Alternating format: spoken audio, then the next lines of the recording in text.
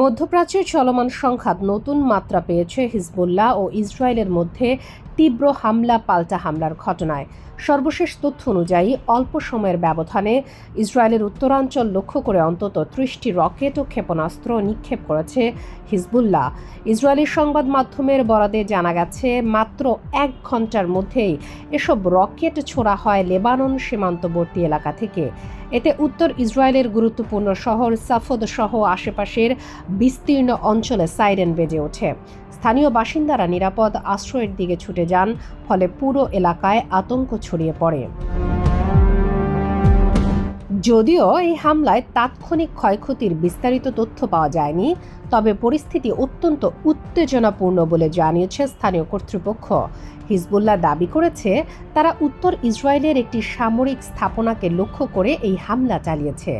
বিশেষ করে উচ্চ গ্যালিলি অঞ্চলের বিরিয়া ব্যারাককে লক্ষ্য করে ক্ষেপণাস্ত্র নিক্ষেপ করা হয়েছে বলে সংগঠনটির পক্ষ থেকে জানানো হয়। অন্যদিকে পাল্টা জবাবে লেবাননের দক্ষিণাঞ্চলে ব্যাপক বিমান হামলা চালিয়েছে ইসরায়েলি বাহিনী।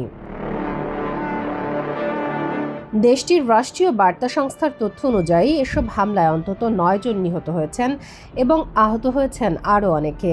লেবাননের স্বাস্থ্য মন্ত্রণালয়ের বরাতে জানা গেছে, সিডন শহরের আদলুন এলাকায় বিমান হামলায় ৪ জন নিহত হন। এছাড়া সিডন থেকে কয়েক কিলোমিটার দূরে অবস্থিত মিয়হ শরণার্থী শিবিরে হামলায় ২ জন নিহত এবং ৪ জন আহত হয়েছেন। একই সময় হাব্বুস শহরে হামলায় আরও ৩ জনের মৃত্যু এবং অন্তত ১৮ জন আহত হওয়ার খবর পাওয়া গেছে। স্থানীয় সূত্রগুলো বলছে, নিহতদের সংখ্যা আরও বাড়তে পারে, কারণ অনেক আহতের অবস্থা গুরুতর। উদ্ধারকর্মীরা এখনও ধ্বংসস্তূপে আটকে পড়াদের খুঁজে তৎপর রয়েছেন। উল্লেখ্য, গত ২৮ ফেব্রুয়ারি ইরানকে কেন্দ্র করে যুক্তরাষ্ট্র এবং ইসরায়েলের সামরিক অভিযান শুরুর পর থেকেই পুরো মধ্যপ্রাচ্য জুড়ে উত্তেজনা ছড়িয়ে পড়ে। সেই প্রেক্ষাপটে লেবানন সীমান্তেও নতুন করে সংঘর্ষ শুরু হয়, যেখানে হিজবুল্লাহ নিয়মিতভাবে ইসরায়েলি লক্ষ্যবস্তুতে হামলা চালাচ্ছে এবং পাল্টা জবাব দিচ্ছে ইসরায়েল। সব মিলিয়ে অঞ্চল জুড়ে সংঘাতের পরিধি ক্রমেই বিস্তৃত হচ্ছে, যা মধ্যপ্রাচ্যের নিরাপত্তা পরিস্থিতিকে আরও অনিশ্চিত করে তুলছে।